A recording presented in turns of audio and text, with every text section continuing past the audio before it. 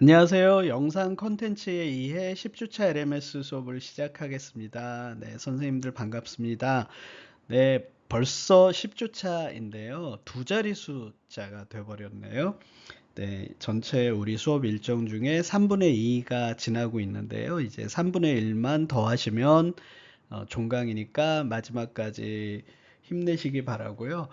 예, 지난 토요일에는 늦은 중간고사를 봤는데요. 네, 선생님들이 너무 진지하게 문제를 풀고 또 한 문제라도 더 맞추기 위해서 고민하시는 모습을 보면서 감동을 좀 받았어요. 예, 선생님들이 이렇게 관심을 많이 갖고 시간과 성의를 투자하시는 거잖아요. 그래서 다시금 이 수업의 무게감 이런 것들을 느끼면서 좀 더 좋은 수업을 준비하고 진행을 해야 되겠다 그런 생각을 또 갖게 됐는데요. 어쨌든 중간고사 보시는 게 쉽지 않았을 텐데 고생 많으셨어요.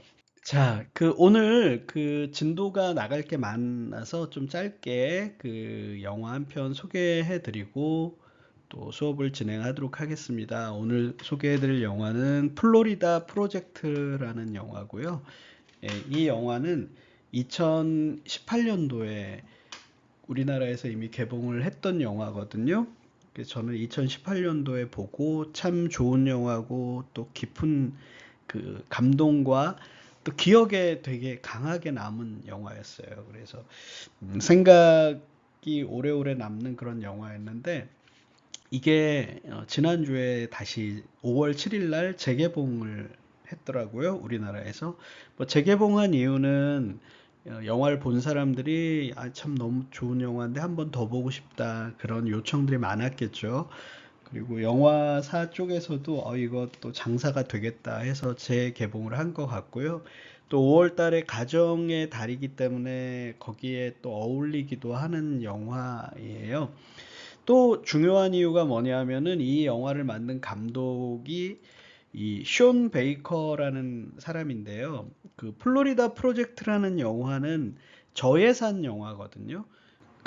오락성이 있는 전형적인 장르 영화, 헐리우드 영화하고는 조금 다르게 작가주의 영화고 저예산 영화예요. 그럼에도 불구하고 이 사람 영화들이 되게 좋은 평가를 받고 있고 특히 올해 이 숀 베이커 감독이 아카데미상을 휩쓸었거든요. 최우수 작품상을 비롯해서 중요한 상들을 싹쓸이를 했어요. 봉준호 감독하고 비슷한 케이스죠. 예, 그 영화가 이 아노라라는 영화인데요.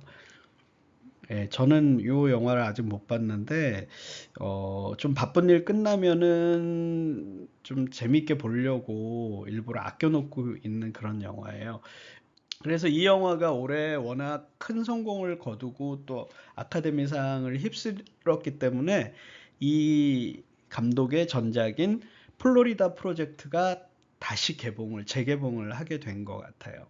예, 이 영화를 보시게 되면 혹시 보실 선생님들 계실 것 같은데, 이 주인공 문희라는 아이인데요. 6살짜리로 나오거든요.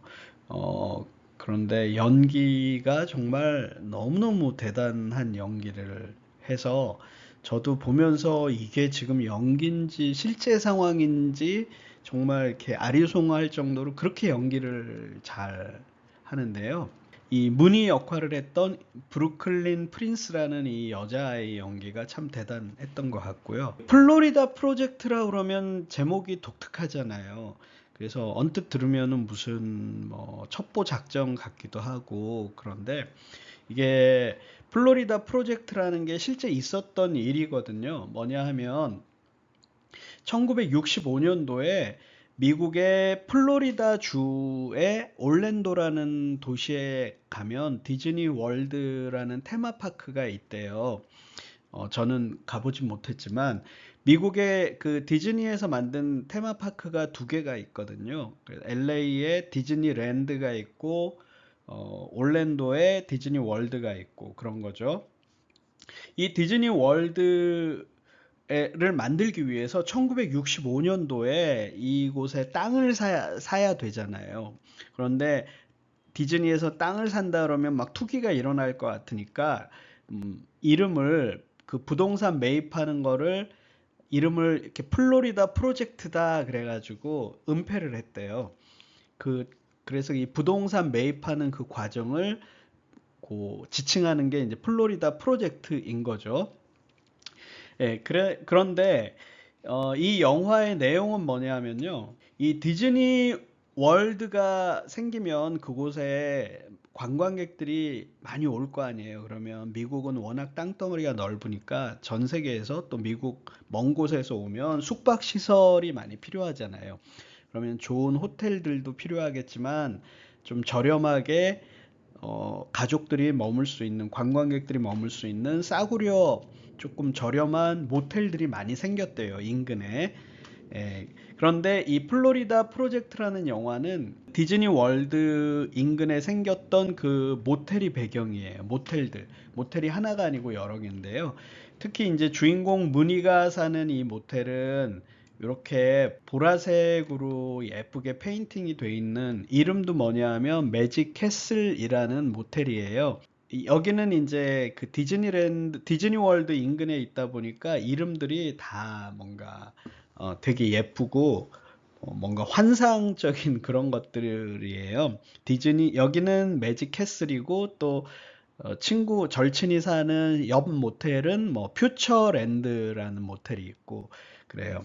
그리고 겉보기에는 이 모텔들이 너무 예쁘고 알록달록하고 깨끗해 보여요. 그런데 사실은 이 모텔들이 겉보기하고는 다르게 사는 게 팍팍한 곳이거든요. 왜 그러냐 하면 2008년도에 그 미국의 서브프라임 모기지론 사태라는 게 닥쳤어요. 그 부동산 투기 때문에. 그러면서 경제가 굉장히 침체가 됐죠. 우리나라도 그 서브프라임 여파가 되게 많았었는데, 그때 이명박 대통령 때죠. 그래서 전 세계가 그 미국의 서브프라임 사태 때문에 경제 불황에 빠지고 그랬었는데요. 잘 생각해 보시면 기억이 나실 거예요. IMF 이후에 서브프라임 사태라고 보통 이야기하죠. 그게 터지면서 디즈니 월드에 오는 관광객들이 급감을 한 거예요. 그러니까 이 디즈니 월드 주변에 관광객들을 대상으로 하는 이런 시설들이나 산업들이 직격탄을 맞은 거죠. 그러니까 이곳에 살던 사람들이 극빈층으로 전락한 사람들이 많은 거예요. 집이 없는 사람들, 홈리스들. 그런 사람들이 돈이 없으니까 다 어디에 왔냐면 이 주변에 있는 모텔들이 관광객들이 사는 곳이 된 게 아니고, 그 이후에는 이 주변에 극빈층들이 사는 그런 다세대 주택 같은 역할을 한 거예요. 우리나라로 하면 뭐 고시원에 뭐 쪽방촌 뭐 그런 식으로 아주 극빈층들이 사는 싼 그런 주거 시설로 전락을 한 거예요. 이런 곳이 뭐 매직 캐슬이라는 되게 예쁜 이름, 알록달록하게 예쁘게 페인팅이 돼 있지만 사실은 극빈층들이 살고 있는 슬럼가가 돼버린 거죠. 그곳에서 벌어지는 이야기예요. 그래서 여기에 꼬마 아이들이 이렇게 절친이 3명이 나오는데, 이 아이들은 그냥 여기서 사는 아이들이에요. 부모들이 되게 생계가 어려우니까 이곳에서 매주 이렇게 사용료를 내면서 이곳에서 그냥 집처럼 사용을 하고 있는데, 그럼 이 아이들은 대책이 없는 거죠. 여기가 아무런 시설이 제대로 안 돼 있어요. 아이들을 위한 시설이 하나도 없어요. 왜 그러냐면 여기가 정상적인 동네가 아니고 숙박 시설이기 때문에 그렇거든요. 그래서 이 아이들은 학교도 안 가고 아무런 그런 대책이 없이, 교육 시설이 없이 이곳에서 그냥 자기네들끼리는 되게 행복하고 재밌게 놀지만 사실은 이 아이들이 살 만한 그런 공간이 아닌 거죠. 거기서 이제 벌어지는 이야기인데요. 어, 영화를 한번 좀 쭉 보시면은 이 헨리라는, 이 문이라는 6살짜리 아이가 있는데 엄마가 헨리라는 여자거든요. 근데 그 헨리라는 여자도 미혼모에다가 그러니까 어렸을 때 애를 낳을 준비가 안 돼 있는데 애를 덜컥 낳고 또 사회적으로 굉장히 약자인 거죠. 이 여자도 온몸에 문신을 하고 그런 여자가 교육도 제대로 못 받고 그런 여자가 애는 혼자 키우는데 할 수 있는 일이 없잖아요. 그래서 그래도 여기에 살려면은 급료를 내야 되니까 정말 힘들게 급료를 내다가 이제 결국은 할 수 있는 일이 없으니까 성매매를 하게 되고 그게 발각이 돼서 아동국에서 나와서 이 문희라는 아이를 격리를 시키게 되거든요. 그런데 이 문희는 하고 헨리는 정말 엄마로서 자격이 없는 그런 엄마이지만 이 문희를 정말 아끼고 사랑해요. 모성애가 굉장히 강한 여자예요. 하지만 이 여자는 아이를 양육할 수 있는 그런 조건이 안 되는 거죠. 그리고 문희도 사실은 본인이 역에서 사니까 본인이 불행하다고 생각하지 않고 이곳에서 그냥 천진난만하게 행복하게 사는데 마지막에 이 아동국에서 나와서 얘를 데리고 가려고 그런 거죠. 다른 집으로 보내려고. 그러니까 이 문희가 막 뛰쳐나와서 그 자기 절친인 옆 모텔에 살고 있는 젠 씨라는 그 친구한테 가서 나 이제 너 더 이상 못 볼 것 같아. 그러니까 이 젠 씨가 문희의 손을 잡고 이 두 아이가 처음으로 막 무작정 뛰어가서 도착한 곳이 그 디즈니 월드, 진짜 디즈니 월드에 들어갔어요. 디즈니 월드 주변에 살지만 이 아이들은 가난하니까 한 번도 디즈니 월드에 가본 적이 없는데 마지막 장면에 비로소 디즈니 월드에 가게 되는데 그 장면이 영화 엔딩에 나오는데 너무 슬프기도 하고 인상적이에요. 그곳에서 이 아이들이 가서 봤더니 딴 세상이 펼쳐져 있는 거죠. 거기 정말 행복한 가족들이 거기서 진짜 디즈니 월드에서 진짜 매직 왕국에서 그렇게 있는 모습으로 이렇게 영화가 끝이 나거든요.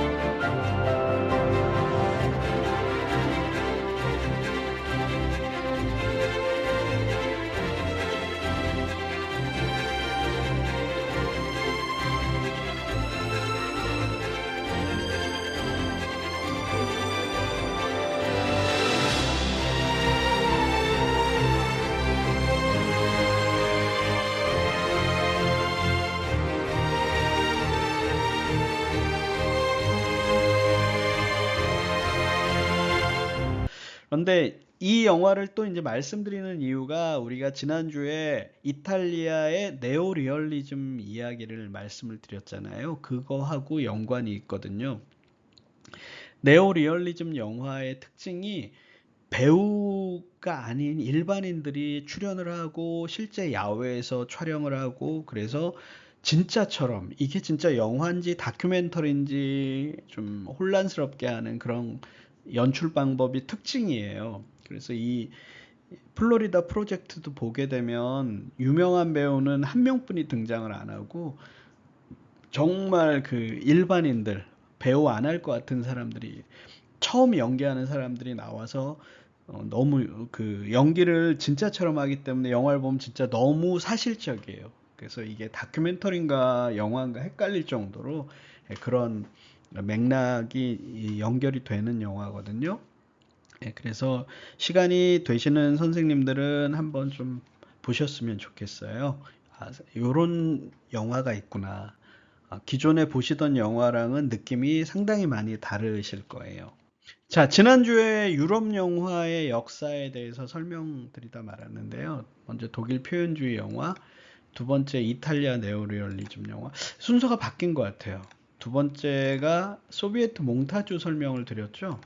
소비에트 몽타주를 드렸고, 세 번째가 이탈리아 네오리얼리즘 영화인데, 제가 선생님들한테 오늘이 영화의 역사 마지막 시간이라고 공언을 몇 차례 드렸는데, 에, 봤더니 이탈리아 네오리얼리즘 영화 진도를 다 못 나갔어요. 지난주에 진도가 좀 남았고, 또 좀 프랑스 누벨바그 영화 이것도 아직 남아 있고, 오늘 또 해야 되는 게 아시아 영화의 역사에 대해서 설명을 드려야 되는데, 오늘 한 주에 다 못하는 분량이어 가지고요, 한 주 더 해야 될 것 같아서 오늘 일본 영화의 역사까지 좀 수업을 하고, 그 다음 주에 우리나라 영화, 중국 영화, 이렇게 또 기타 아시아 영화까지 하고, 그렇게 영화의 역사 수업을 마무리 짓도록 하겠습니다.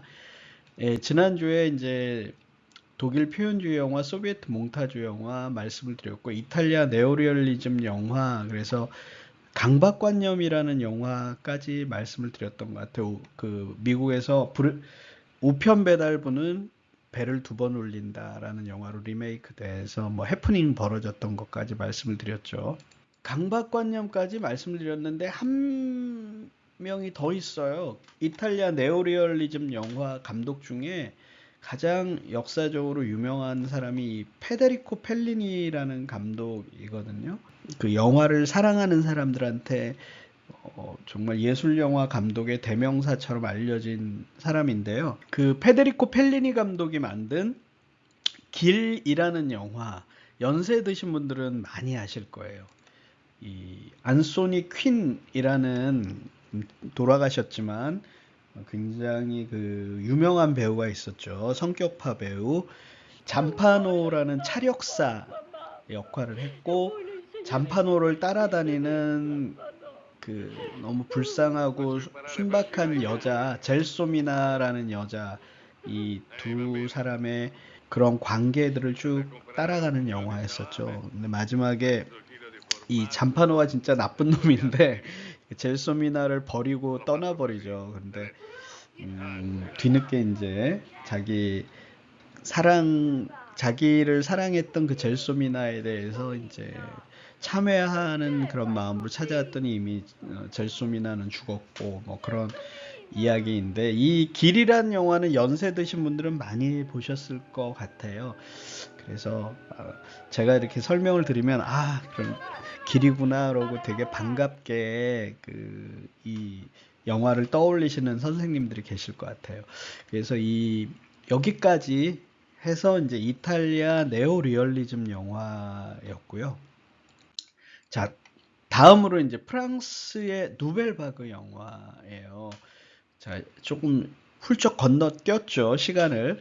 자, 이탈리아 네오리얼리즘 영화는 전후, 그러니까 제2차 세계대전 전쟁 중에 한참 시작이 돼서 전쟁 직후까지의 그런 여러 가지 그 사회적으로 힘들었던, 사람들이 먹고 살기 힘든 그 이탈리아의 생활상들을 가감 없이 사실적으로 보여줬다. 그래서 네오리얼리즘이라는 거죠. 그냥 사람 사는 모습을 미화하거나 예쁘게 꾸미지 않고 있는 그대로 사실적으로 보여줬다. 그래서 네오라는 게 이제 영어로 뉴라고 그랬잖아요. 그래서 사실주의 영화라고 그랬던 거죠.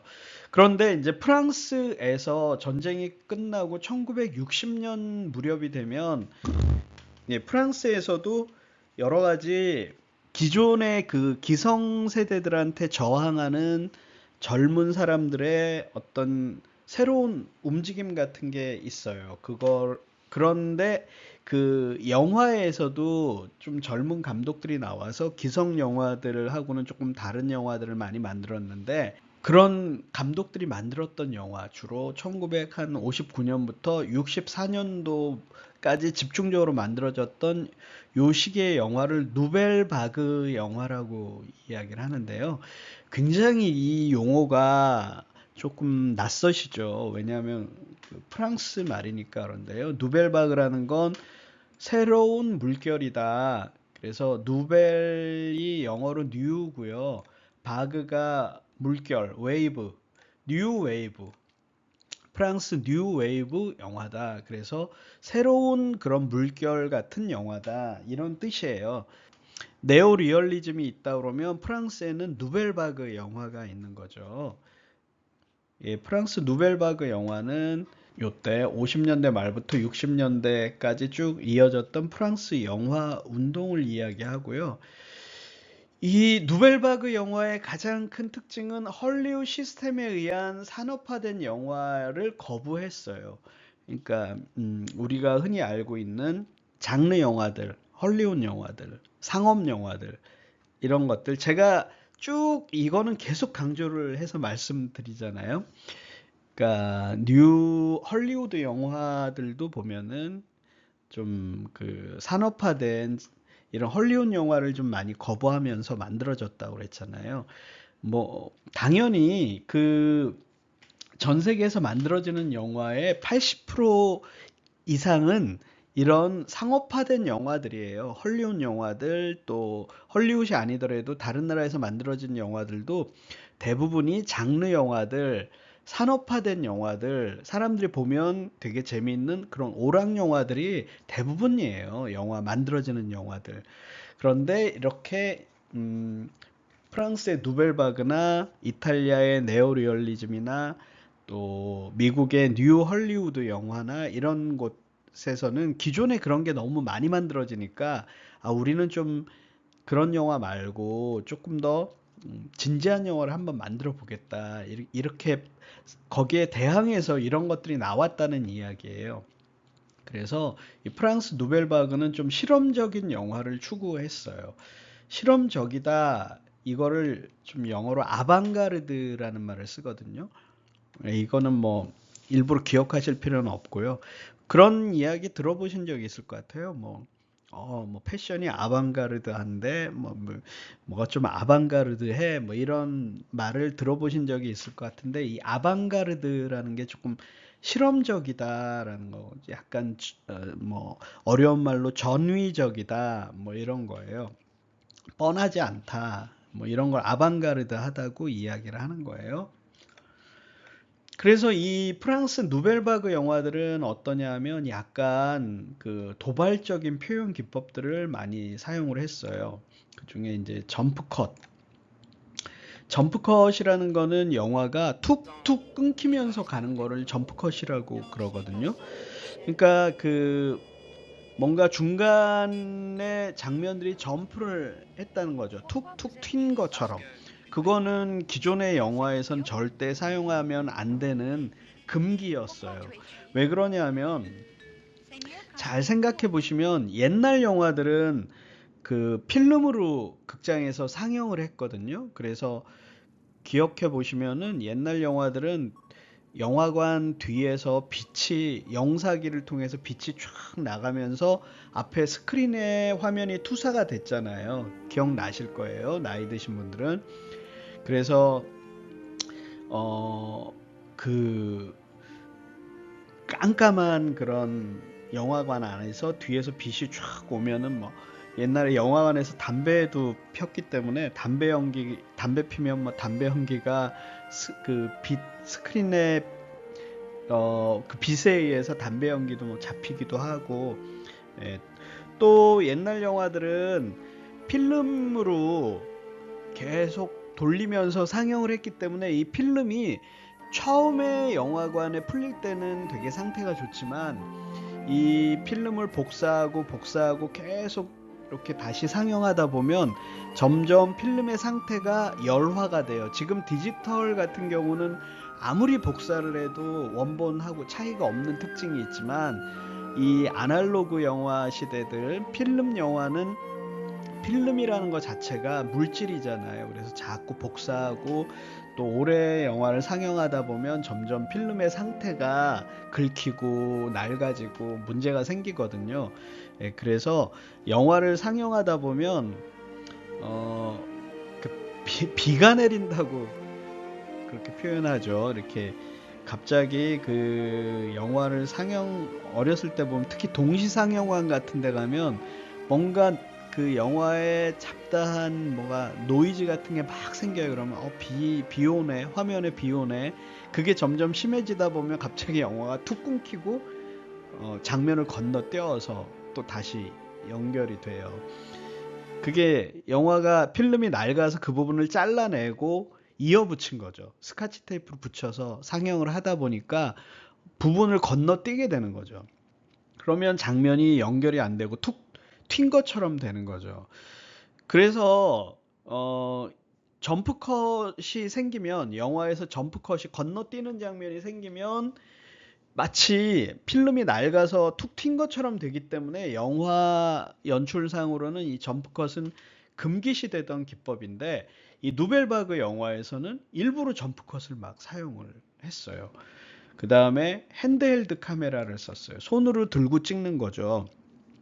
손으로 들고 찍으면 화면이 많이 흔들려서 굉장히 보는 사람이 불안정하게 느껴지는데 그것도 하면 안 되는 거였는데 일부러 여기서는 손으로 들고 영상을 찍어서 막 흔들리게 하는 이런 것들도 하고 비선형 스토리텔링이라는 건 뭐냐면 이야기가 시간이 왔다 갔다 막 하는 거예요. 쭉 선처럼 쭉 과거, 현재, 미래로 쭉 연결이 되면서 흘러가는 게 아니고 갑자기 이야기가 앞에 이야기가 나왔다, 뒤에 이야기가 나왔다 막 이렇게 되니까 보는 사람들이 좀 헷갈릴 수가 있죠. 예, 이게 기존의 헐리우드 영화에선 절대 안 쓰던 방식이고 그 다음에 즉흥 연기 이거는 저기하고 비슷하죠. 네오 리얼리즘 영화 때도 배우들이 진짜 배우가 아닌 사람들도 사용하고 또 배우들한테 간단하게 상황만 좀 얘기를 해주고 네가 연기하고 싶은 대로 해 즉흥적으로 해봐. 왜냐하면 이렇게 했을 때 더 진짜 같고 진짜 사실적이고 실제 벌어진 이야기 같은 느낌이 드는 거죠. 예, 이런 독특하고 도발적인 표현 기법들을 사용을 했어요. 예, 시간이 많이 경과돼서 1차 시수업을 여기서 마무리 짓도록 하겠습니다.